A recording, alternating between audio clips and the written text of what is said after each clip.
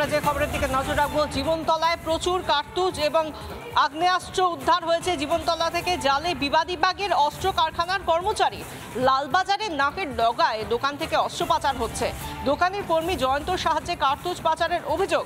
বাংলায় বড়সড় নাশকতার ছকেই কি অস্ত্র ও কার্তুজ মজুত করা হচ্ছিল?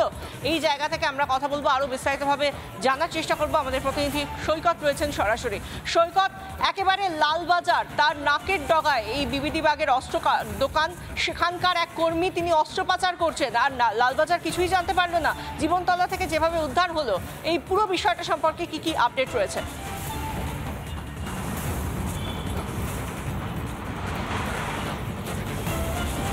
দেখো, প্রথমত তোমাকে বলে রাখি, এই লালবাজারের নাকের ডগাতেই এই যে অস্ত্র দোকান, সেই অস্ত্র দোকানটি গতকালকেই সিল করে দিয়ে গেছে বেঙ্গল এসটিএফ এর গোয়েন্দারা। এবং এই অস্ত্র দোকানের দীর্ঘদিনের কর্মী, প্রায় 20 বছরের কর্মী জয়ন্ত দত্ত, নদিয়ার বাসিন্দা।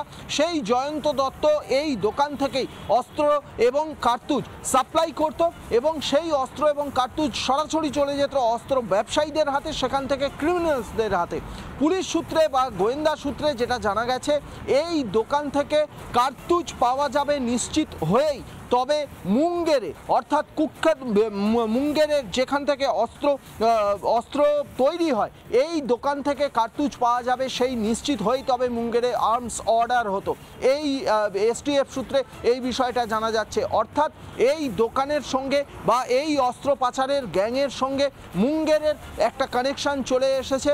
তা এসটিএফ এর গোয়েন্দারা জানতে পেরেছেন যে এই যে অস্ত্রের দোকান, এই অস্ত্রের দোকানে যে কার্তুজগুলি আসতো, সেই কার্তুজগুলির যোগ্য যে বন্দুক বা যোগ্য যে আর্মস, সেই আর্মস মুঙ্গের থেকে অর্ডার করা হতো।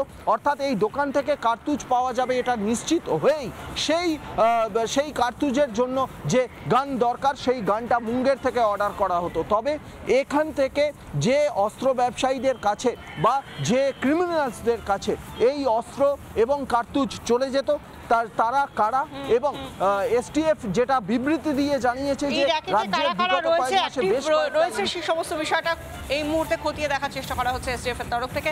ধন্যবাদ সৈকত। আমরা কথা বলছিলাম, আমাদের প্রতিনিধি সৈকত ছিলেন আমাদের সঙ্গে। এবং যে দোকানটি বন্ধ করে দেওয়া হচ্ছে, সেই দোকান একেবারে শাটারটা বন্ধ অবস্থায় সেখানে সিল করে দেওয়া হয়েছে, সেই ছবিটিও আমরা দেখাচ্ছি।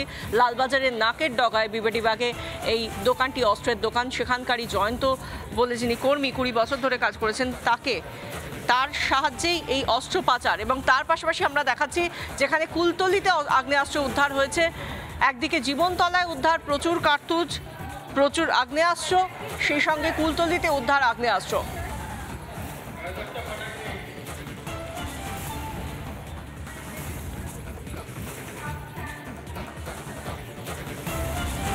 নানা ধরনের কন্টেন্ট দেখার জন্য লাইক করুন, শেয়ার করুন আমাদের ফেসবুক পেজ, সাবস্ক্রাইব করুন আমাদের ইউটিউব চ্যানেল। পাশাপাশি অন্যান্য ব্রেকিং নিউজের জন্য অবশ্যই চোখ রাখুন রিপাবলিক বাংলায়।